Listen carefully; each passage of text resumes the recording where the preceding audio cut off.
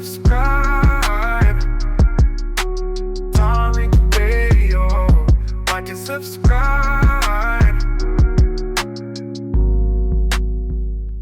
Now I can empathize and sympathize with the black community. I've never been able to do that before because I would hear them say things like, oh, we walk down the street and we get profiled and, cops will just suddenly stop and frisk or whatever just because of the color of their skin. And I always thought like, it's a little bit of a stretch. It feels like a little bit of a stretch.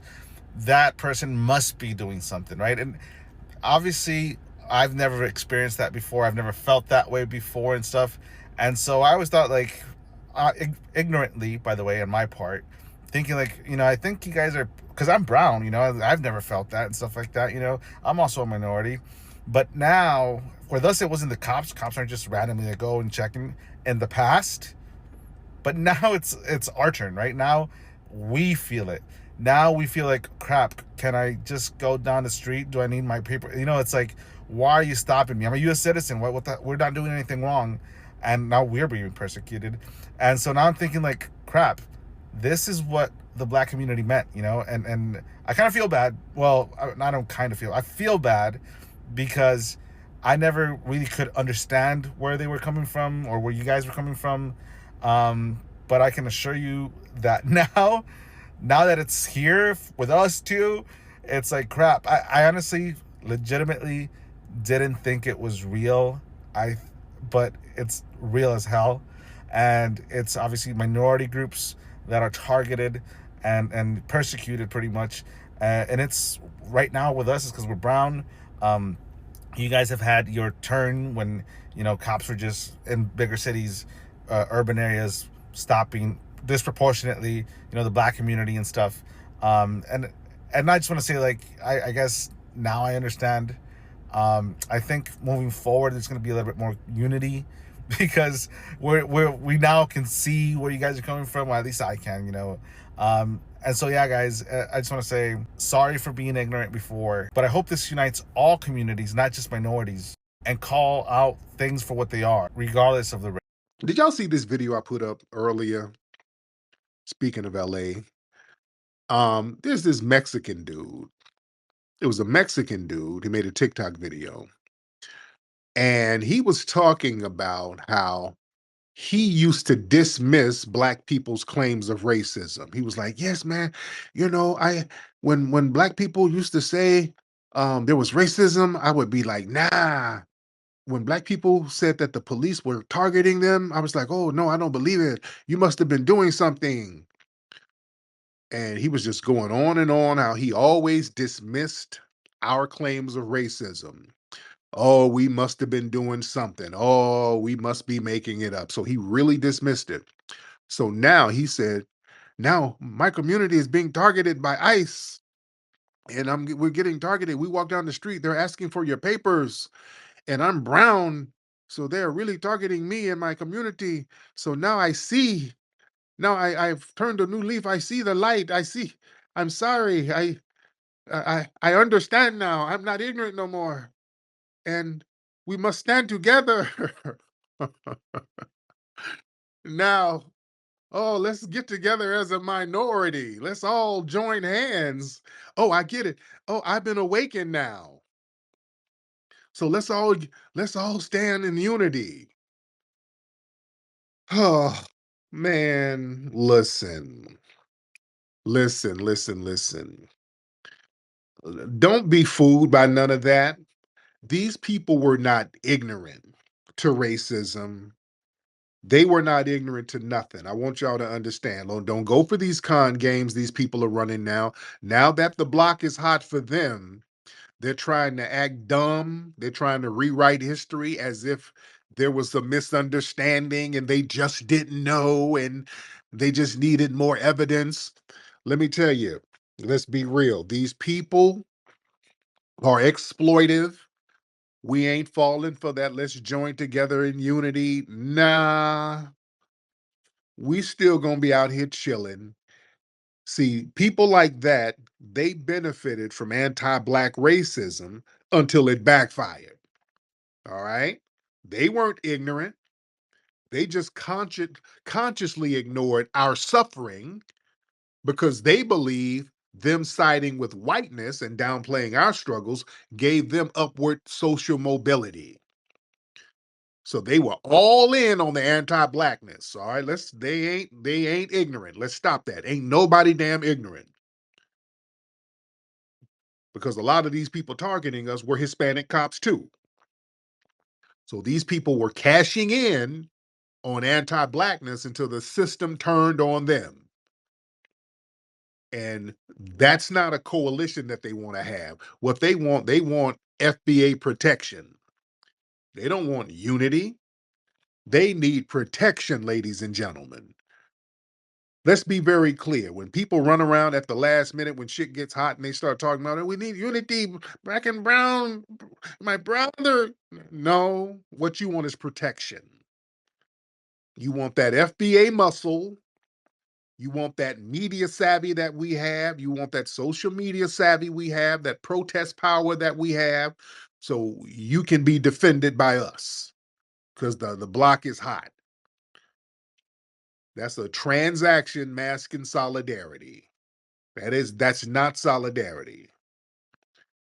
See, folks like that, they'll sit up here and dismiss the black struggles in order for them to maintain their proximity to whiteness. These folks were aligned with the white narratives that criminalized us, dehumanized foundational Black Americans. They sat up here and said our experiences were exaggerations, just like the white supremacists do. But then these other people try to act like they just didn't know better.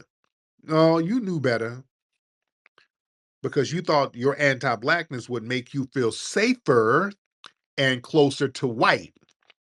Now that they done turned on that ass, you ain't about to fight them. You ain't used to fighting them, and y'all never fought them. You ain't never fought the damn white supremacists. You're not going to fight what you aspire to be. Yeah? That's why they want to wheel us in on that fake black-brown coalition. See, now that the boot is on your neck, y'all want to cry unity. So y'all sit up here and rationalize our pain, and hell no. But when the immigration trucks pull up, all of a sudden you discover empathy. Now, that's not a revelation. That's you in survivor mode. Yeah. And see, these folks, we don't warn them. We tried to tell them. We didn't warn these people for years. We've been saying, hey, man, systematic racism is real. Police brutality is real. If you're not white, they'll turn on you. Institutional oppression is real. And they were like, well, shit, I'm about to get inaugurated into whiteness. So damn what you saying. And now the graduation didn't happen. Oh, you flunked. You got sent back to the 12th grade. Oh, you didn't graduate. You thought you were going to graduate to whiteness.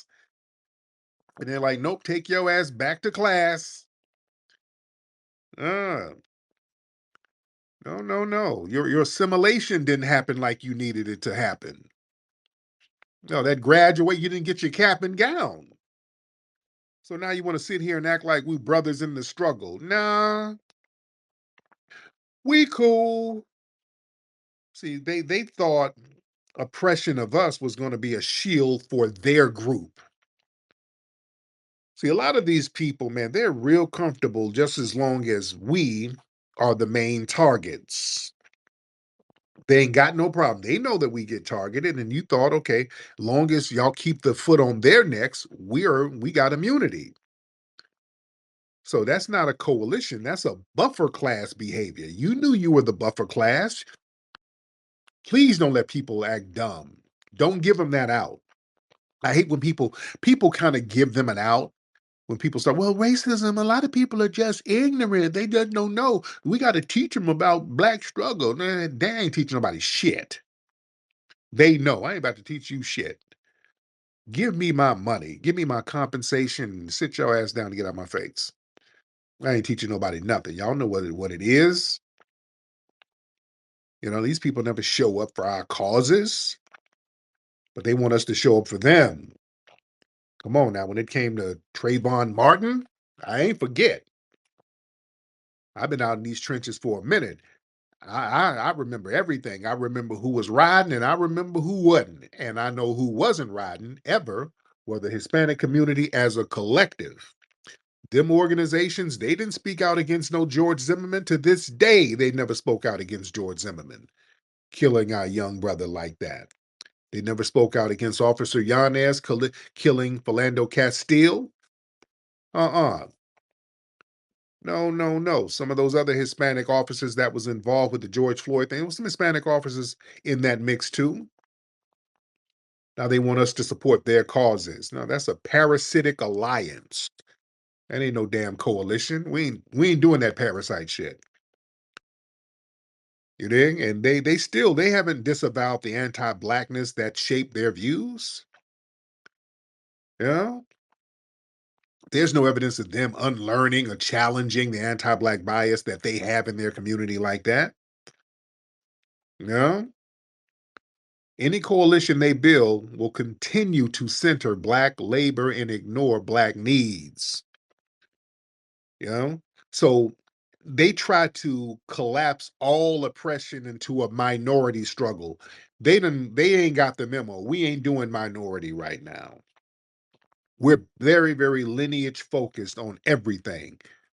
That's killing the game right now, fam. I'm telling you, we are shaking the damn table because we're so lineage based. We're focusing on FBA business.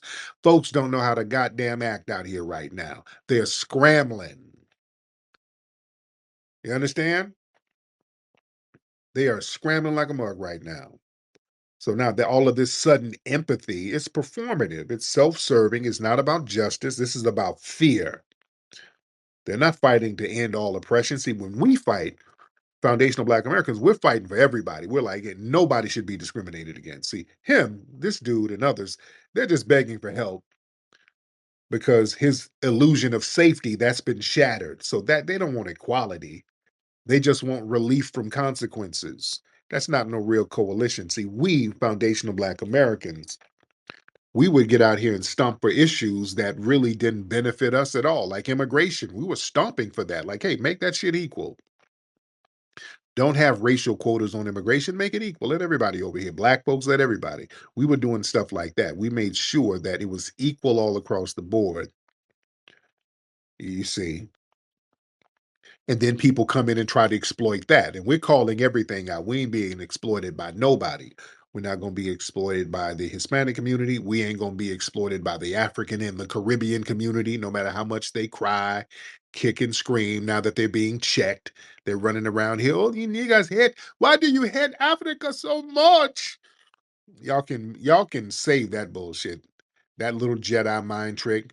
Checking you and not letting you disrespect us ain't hating Africa. Nobody hates Africa more than you. We ain't about to be exploited by you, your community. You're not gonna make us generic Africans. And we ain't about to be exploited by that funky ass African Union and that little con game that they're trying to play. And I know we've been talking about that. I talked about that on my Sunday show. And everybody knows that little play that they're trying to do. They're trying to say the diaspora is the sixth region, and we're going to fight for reparations for all Black people and then keep the money over in a pot in Africa. Hell no. I'm cool. I'm cool in the game. I'm so cool on that. Don't come around talking about reparations now when we all need to get together. Hell no. No. We don't get no benefits from no damn African Union. See, we got to watch people, and then we got to watch these little slick, janky coalitions all across the board. You know, because that little African Union farce that they trying to get popping. Listen, we got reparations on the menu. We, foundational Black Americans, out here on the grassroots, we were out here stomping and fighting to get reparations in the public lexicon. We were having grassroots um, reparations rallies without any media help at all, bringing thousands of people out multiple times. That was us stomping the grassroots, doing stuff like that, making reparations a normalized word in this country and globally. You dig? So now when we get it on out there and we ain't backing down, now people want to get on that bandwagon. Now people want to kind of latch on and have a performative coalition so that they can kind of skim off of it. That's what that African Union thing is. There's some skimming scammers. Let's be very, very clear. Because listen, when we were enslaved by our damn self. We didn't get no goddamn help. When we had to go through Reconstruction, we were on our own. We didn't get no help. Africa didn't help us. When we went to Jim Crow, we had to go through that. We were on our own. Africa did not help us. When we dealt with lynchings, we had to deal with lynchings on our own. Nobody helped us. When we had to deal in the civil rights movement out there with the dogs and the water hoses putting in work, we were on our own for real, for real. Go look at the footage. It was just us out there. Let's stop now. Go look at the footage. It was us out there. Don't let all these other people, I'm marked with Dr. King. Man, get the hell out of here. It was us out. When we saw the dogs getting sick on folks, it was just us. We were out there stomping in the mud, putting in work, dealing with the tyranny of the white supremacists. And now, when it's time for compensation, all of a sudden, hello, brother, you are the sixth region. We're all in this together. Hey, let's come home, brother. Let's keep, if we get reparations, let me hold the money. Because you are my brother. Out of here with that shit. Hell no. Hell to the damn no. I'm cool. No, we did it on our own. We get the money on our own, nigga. That's where I am with it. Man, let me get some folks in here. Let's get some people in here, ladies and gentlemen. Nikki the God, I see you down there. Let's get Violent. Violent in the building. Violent, hop on in, Violent. Let's get Violent. Hey Tariq. Hey, what's up, Violent? I'm gonna be real with you, Tariq. I have a little bit of a problem with you at the moment. Right, now what's that, Violent? I just think the way that you speak about these people, these so-called tethers, is so incredibly fucked up, dude. It's so fucked up. Isn't tethering just as up though? Well, yes, but right. So you should talk about fucked up in a fucked up way, right? But Tariq, the way you speak on it, do you know Is there the? a positive way to speak on somebody tethering and undermining you? What's the positive way to speak on them? I'd like to read you something. Could you give me a minute Hold on. to What pick it? the hell is this? Poetry hour? This ain't a poetry slam. Now, you called before. I forgot. Now, where are you from again? Colombia. I know you now. Where are you from? I don't think that's your business, Tariq. Okay, so you are a cracker, right?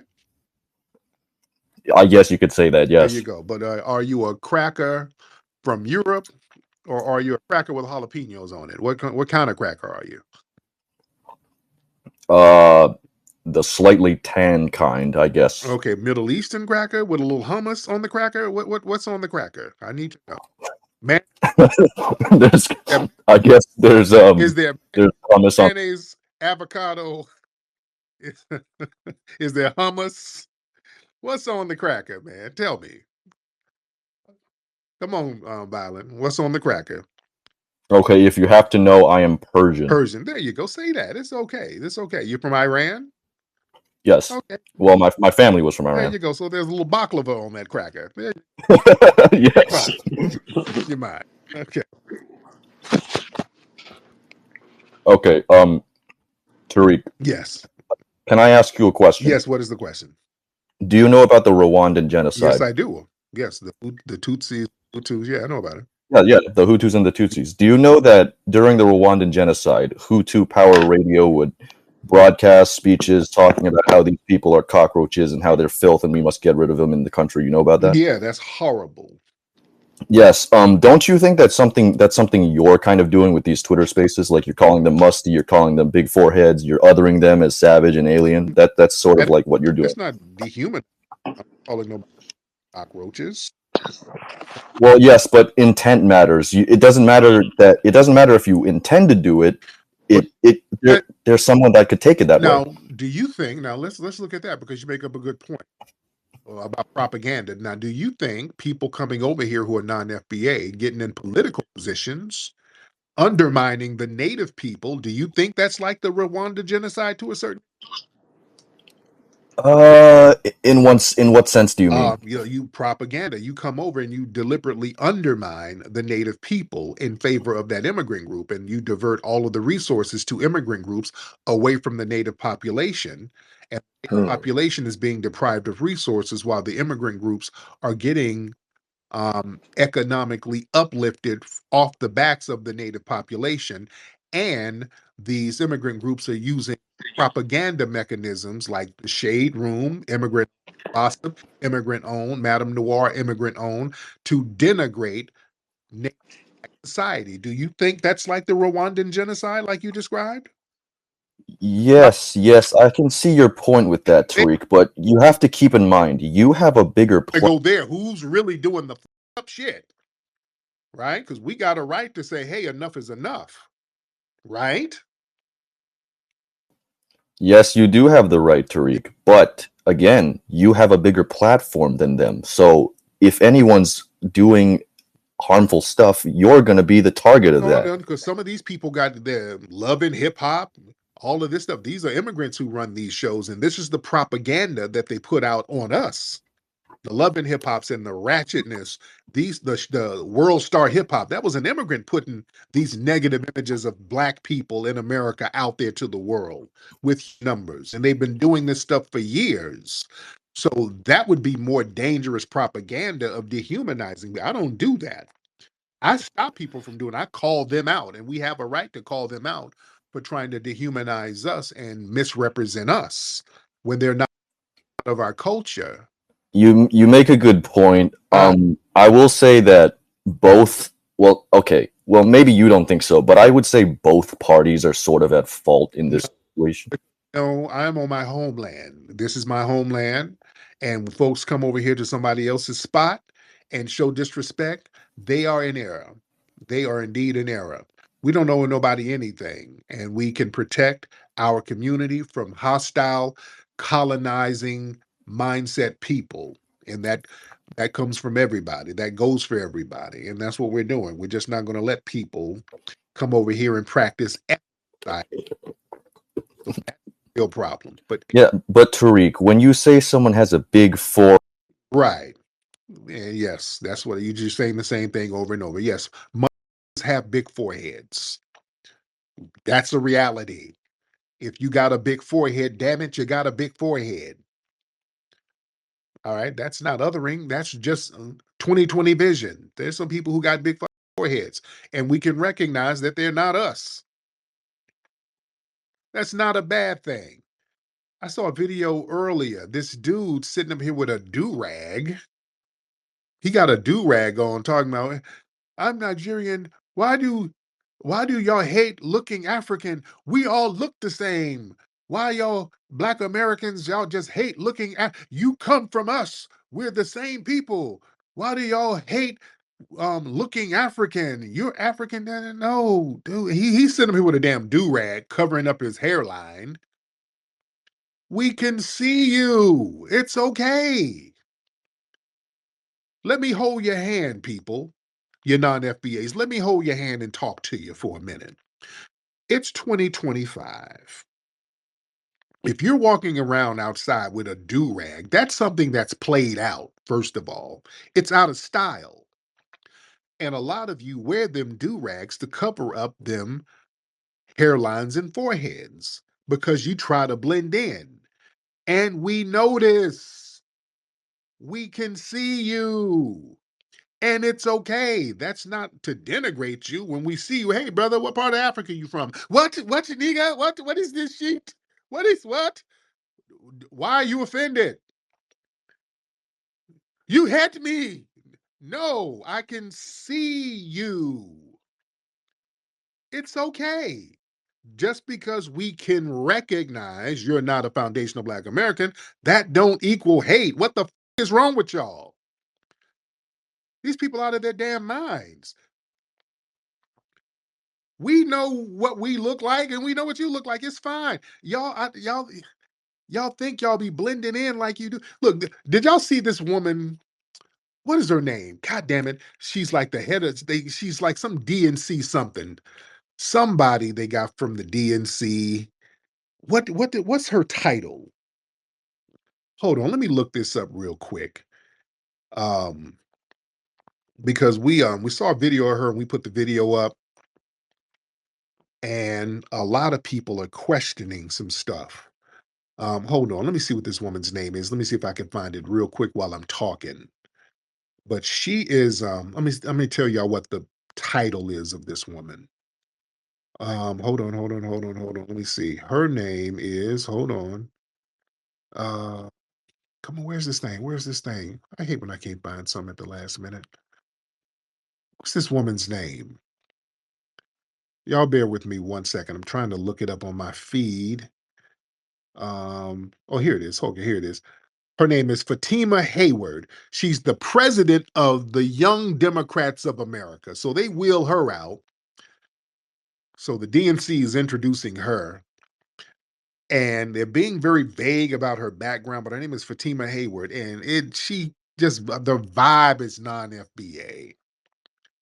And a lot of people are pointing this out. The vibe is just non-FBA. The wig is shiny, just little stuff like that. I'm not hating, but just little stuff we can kind of tell, man. We can kind of tell, like Big GT right here. This is Big GT. Now he is a musty tether, and he's in the UK. I'm not saying that to demonize him. He's a musty, crooked forehead tether, and that's not to demonize him. That's not to demonize him. Big GT, what's going on, man? Tariq, did you just compare genocide to your so-called belief of tethering? Did you just do that? Did I put what now? Did you compare genocide to your definition of tethering? Oh, the caller did. He was trying to compare it. No, you did. No, you did. You gave the stop with the bushmeat babble. The caller did. He tried to say us recognizing musty tethers like yourself is genocide. No, if it's going to be something comparable to genocide, the little slick shit that y'all do would be more comparable, right? Tariq, then you went on and said that don't you think that tethers coming over here and undermining us is genocide? So you tried to compare tethering to genocide, my guy. Do you understand the definition of? Okay, shut up. What else? Because you're too damn stupid to even engage in that. Okay. It's too. What else? What else? You're too stupid. What else? What else? Lord, I don't want to hear no tether babble now. You're just stupid as hell. All right, what else, GT? What else is going on? Because I'm not going to sit here and talk in circles with no damn goosey babble. What else is happening, man? GT, come on. You have to ease up with the mute, my guy. This mute button of yours is like, you know what I'm saying? But anyway, yesterday you said something about kente cloth coming from Indonesia or something like that, my guy. How can hand-woven cloth come from Indonesia? You're talking about printed. You're talking about the printed one that he supplied to the American market. Not kente cloth. Kente cloth is hand-woven. It's handmade. Oh, y'all don't hand make them things. Them yes, it's handmade, mate. It's handmade. Dashikis be coming from Belgium and China and all of the. You don't know what kente is, my guy. Let's say it. Y'all get them shits imported. Your flip flops come from India and China. All of that. It's hand woven, my guy. Kente is hand. Hand woven is the zebra fur hats you be wearing and shit like that. But other than that, all the clothes they are imported from China and from all of these other places. GT. You can't same like your clothes as well that you're wearing is imported from China, made in Taiwan. You know what I'm saying? Like nothing is made in America. There's no clothes that's made in America, my guy. We admit all your clothes is Taiwanese. Some is we admit it. All right. Some is we'll admit where our clothes are manufactured and all of that stuff. Y'all don't. You didn't. No, you didn't. You tried to shame it like. No, we'll admit it. Yeah, we get our shit imported, and sometimes we'll sew it. But yeah, y'all try to act like you got these factories. No, you don't. You ain't got we got hand woven in the village. It's handmade in the village. It is a and the hands, them little ashy hands are out there picking monkeys out of a tree to barbecue them. It's better than picking rocks off the street side, you know what I'm saying? Like, little dust, you know what I'm saying? If people know, you know. Anyway, so wearing that shit that ain't hand woven. Nigga, that's from the damn Filipino Goodwill. You got that shit from that's some Filipino anybody with 2 cents. Filipino hand-me-downs, my nigga. You dress like listen, you don't need to try and mute me every minute that you need to talk, my guy. You know what I'm saying? I'll just let you talk. You know what I'm saying? You're not gonna musty babble over me, but go ahead. What else is up, GT? So if you need to go and look at the technique, everybody just go Google kente weaving techniques. Don't get your clothes on. Okay, I didn't mute you, and I think you dropped your goosey fork on the phone. All right. Yeah, all right. Are you over there eating breakfast? I know it's early over there right now in the UK. You're never in Africa. What time is it over there, Why GT? do you have to mute, Tariq? That's a I mute monster, my guy. It's a mute monster. Like, I did crazy. think you over there eating some meerkat mac and cheese, and you dropped the Nah, phone. man, don't eat that. Man, eat cocoa yam porridge. You understand? It's something that's good for you. You know, you don't know about those things there. You know about waffles and golden syrup. All right, now get your ass off here. I don't want to hear all that bushmeat babble. All right. Dev, what's up, Dev? Dev, are you in here? Hello, Tariq. What's up? You hear me? Yeah, I can hear you, Dev. What's up? Hey, so how you doing today? I'm good, Dev. What's going on with you? Not much, but Tariq, I wanted to ask you. Well, I wanted to kind of go back on the point that you made about the Mexican guy, or what was it, the Hispanic dude? When he said that, they were kind of, you said that they were kind of trying to run game on us, basically, saying like, oh my God, I didn't know about all these things, but now I see it. And it kind of reminded me of a point that you made back a while back, where you guys talk about this type of stuff, where, for instance, when they go and talk about the things that happened overseas, remember when everything was kind of going off with the World War III stuff, and we were kind of like, things are getting like kind of crazy, and we're wondering like, hey, we got the sleeper cells, they might do something. Yeah, And the thing is that you guys usually mention is that those guys don't usually do anything to black people. They usually leave black people alone. right, So that right. tells us that these minority groups, they know. They don't, there's no ifs, ands, or buts about it. They know these Arabs, these Asians, and these Hispanics, they all know that right there tells it. And that's just all I wanted to say. There it is. There it is. Thank you so much, Dev. Mr. Waksabi in the building. Waksabi. That button by mistake. Okay, that's right, Waka. Yeah, the reception is horrible, so we get that out here. Let's get Regal. Let's get Regal Eagle. Regal Eagle. Mr. Regal Eagle. I want to unmute your microphone, Regal Eagle. Regal. Mr. Regal, go ahead and speak. Unmute that microphone, Mr. Regal Eagle. Jamar. Hey, oh, What's up, Jay? hey. I'm trying to be real snappy about this one. Look, I know we really laughing. You had me cracking up for about the last 5-10 minutes, but I gotta press rewind back to my guy Jamal, real quick, and hope that I don't bring nobody's really heavy moves down from what you just gave us. You had me cracking up. I hope I don't bring myself down. Tariq, hey, look, Jamal's that what happened today. I learned from you this morning. I woke up to it, Yeah.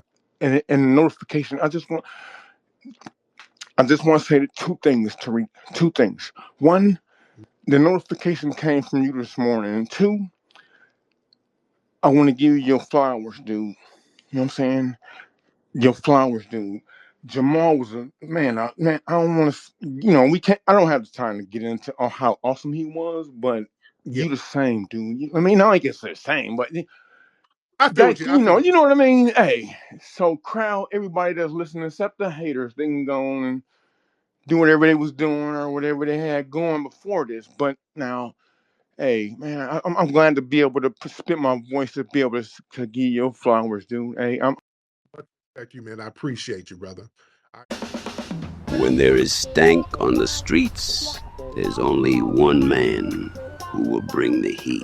Hey, Rootwork Jones, why you gotta split, sugar? These musty jive turkeys think it's a game out here. I gotta get out here and show them I mean business. Can you dig it?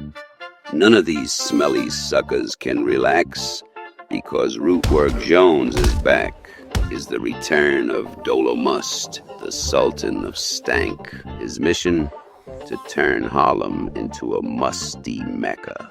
I'm going to plant a must bomb in Harlem. When it detonates, everyone in Harlem will be musty.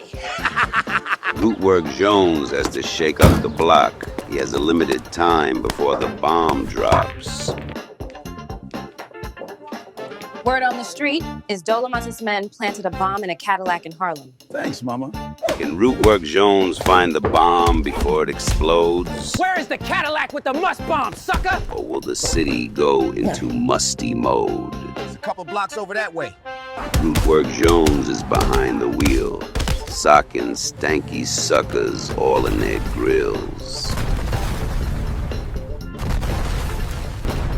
Come see Rootwork Jones in Musty Inferno. Go to rootworkstyle.com for more info. Sucker.